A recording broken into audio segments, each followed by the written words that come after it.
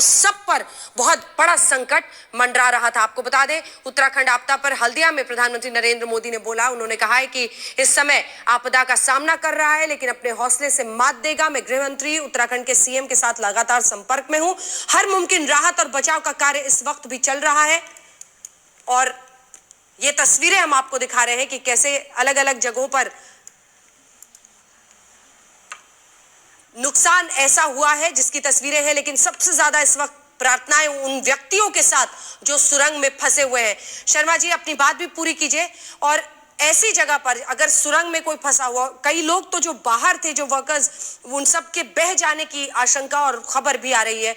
बोलने में खुद को हिचकिचाहट होती है जब तक कंफर्म नहीं, क्योंकि ये एक एक वर्कर एक परिवार का हिस्सा, उनके घर की रोजी रोटी है।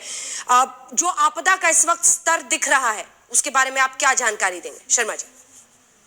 अंजना जी, आप जानती हैं कि आज भारतवर्ष में नेशनल डिजास्टर मैनेजमेंट अथॉरिटी है और माननीय प्रधानमंत्री उसके चेयरपर्सन भी हैं और उसके नाते उन्होंने बहुत अच्छा मैसेज दिया है। ये भी मुझे कहते हुए अच्छा लग रहा है कि आज की तारीख में हमारे पास जो है एनडीआरएफ है, जो नेशनल डिजास्टर रिस्पांस फोर्स, और उत्तराखंड 2013 के बाद जब वहां पर त्रासदी आई थी उसके बाद से उनकी पूर्व तैयारी जो है वो बहुत बड़ी है और उनके पास अपनी स्टेट डिजास्टर मैनेजमेंट फोर्स भी है। तो इसलिए जो रेस्क्यू और सर्च एंड रेस्क्यू का जो काम है वो उसमें हमारी जो ये फोर्सेस हैं वो बहुत कॉम्पिटेंट हैं।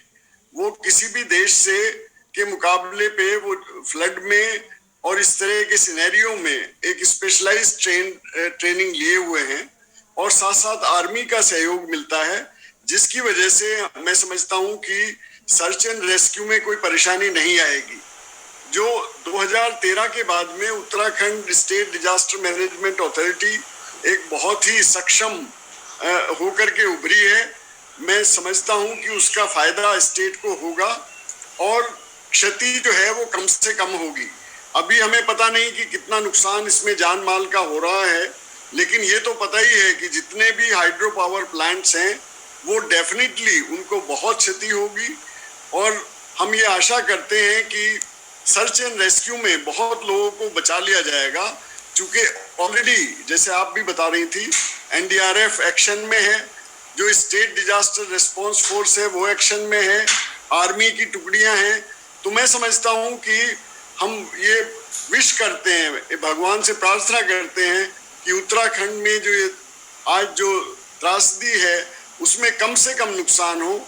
और इसके बाद में हम लोगों को एक सोचना पड़ेगा, पूरे हिमालय में, मैं सिक्किम काम करता हूँ, वहां पे भी जो है 2-3 साल पहले लोनाक लेक में बहुत इसका वॉल्यूम बढ़ गया था जी। लेकिन सिक्किम सरकार ने उसको जो है बहुत ही जिसे कहना चाहिए अपनी ही तरीके से, और एशिया का वो सबसे पहला एक्सपेरिमेंट था जिसमें पानी को जो है उन्होंने साइफनिंग करके और तीस्ता नदी में डाल दिया था। उससे बहुत बड़ी त्रासदी होते होते बची थी। हाँ। तो इसी प्रकार से मैं कहता हूं कि बहुत सारी लेक्स हैं जो हिमालय में, जो अपने जिनका वॉल्यूम जो है कई गुना बढ़ गया है, तो हमें उनके बारे में सोचना होगा। और इसकी भी तैयारी, ये भी एक इस तरह की डिजास्टर है जिसके बारे में अभी तक हम उतना नहीं सोच रहे थे जितना सोचना चाहिए।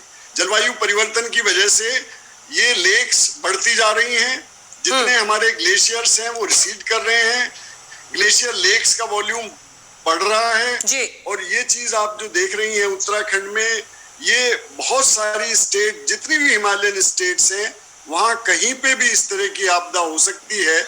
इसलिए, और इसरो जो है बहुत अच्छी इंफॉर्मेशन हमको प्रोवाइड करता है।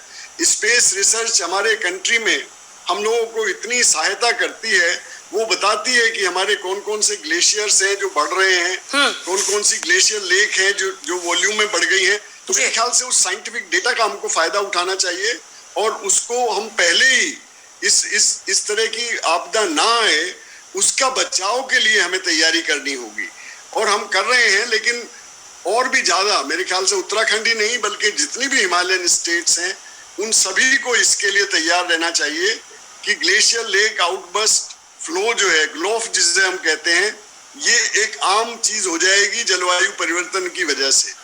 तो इसका हमको ध्यान करना है और नेशनल डिजास्टर मैनेजमेंट अथॉरिटी इसके बारे में काफी कुछ सोच रही है। मैं सिक्किम में वाइस चेयरमैन हूँ डिजास्टर मैनेजमेंट का। हम लोगों ने इसको प्रायोरिटी पे लिया हुआ है। बिल्कुल, और प्रायोरिटी पर देश में होना भी चाहिए। इससे पहले इसीलिए हम इसे उत्तराखंड में आपदा पार्ट 2 कह रहे हैं, क्योंकि इससे पहले जब केदारनाथ में इसी तरह से बादल फटने की वजह से और लगातार हो रही बारिश के बीच ऐसी तबाही मची थी कि आज भर रूह कांप जाती है आज भी उसको याद करके। ऐसे में जैसे ही आज इस हिमस्खलन की खबर आई, ये पूरे इलाके में हालांकि जानकारी फैली, और ये अच्छा इसलिए हुआ क्योंकि कई ऐसे इलाके जहां पर खतरा था कि नदियों में बाढ़ आ सकती है, वहां से लोग सुरक्षित जगहों पर आगे बढ़े। कई जगहों पर जहां पर पानी रोका जाना था नदियों में, वहां पर बांध में उसे रोका गया, क्योंकि ये वाला हिस्सा जो आगे इतनी तेजी से बढ़ रहा है। तस्वीरें आप देखिए, ये तस्वीरें बताती हैं कैसे 2 पावर प्रोजेक्ट्स, एक ऋषिगंगा जो ऊपर में है, और वो ऋषिगंगा पावर प्रोजेक्ट सबसे ज्यादा भारी तबाही वहां पर हुई। देखिए जिन पोल्स में सब कुछ वहां पर कनेक्टेड था वो सब ढह गई हैं।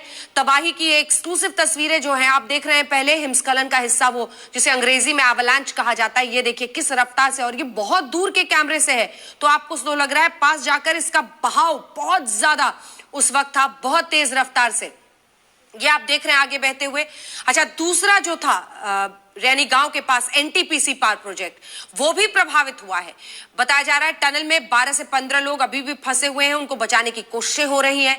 लेकिन जब आप स्तर देखिए, ये पहाड़ी इलाका है, और पहाड़ी इलाके में जब भी इस तरह की आपदा आती है रेस्क्यू ऑपरेशंस बहुत मुश्किल होता है। ये आप देख रहे हैं क्रेन से कैसे, ये टनल है, ये टनल की तस्वीर आप देख रहे हैं, जिस सुरंग की बात हो रही है ये देखिए, और मलबा घुस जाए एक बार, उसके बाद पहले मलबे को निकालना, और कोशिश है कि जो व्यक्ति अंदर फंसा है वो किसी तरीके से प्रभावित ना हो। टनल के धंसने की आशंका और डर के बीच में रेस्क्यू ऑपरेशंस, राहत कार्य बहुत बड़ी चुनौती होते हैं पहाड़ी इलाकों में, और ये सब कुछ इस वक्त किया जा रहा है। आईटीबीपी, सेना की टुकड़ियां, एनडीआरएफ की टीमें, एसडीआरएफ की टीमें सब वहां पर लगातार लगे हुए हैं और जूझ रहे हैं। इस वक्त हिंडन एयरबेस से भी कई टीमें रवाना कर दी गई हैं, और ये पूरी तस्वीरें जब आप देखेंगे तो आप समझ जाएंगे। ये तस्वीरें हम जैन साहब दिखा रहे हैं एक बार, ये देखिए, ये पूरा अनिल गोयल साहब, ये तस्वीरें हम दिखा रहे हैं कि कैसे वो एक बार हिमस्खलन हुआ और उसके बाद से ये देखिए तेज बहाव के साथ, और बहुत दूर के शॉट्स हैं ये, फिर भी वो जैसे एक जबरदस्त तेजी बहाव में आती है, पूरा का पूरा इलाका जैसे आगे की तरफ बढ़ रहा हो।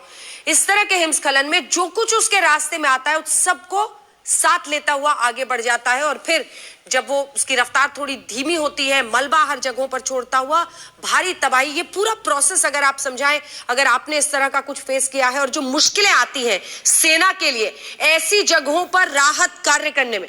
गोयल साहब।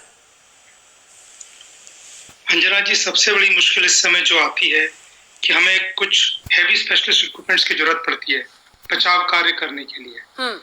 दूसरी मुसीबत आती है उस समय कम्युनिकेशन की।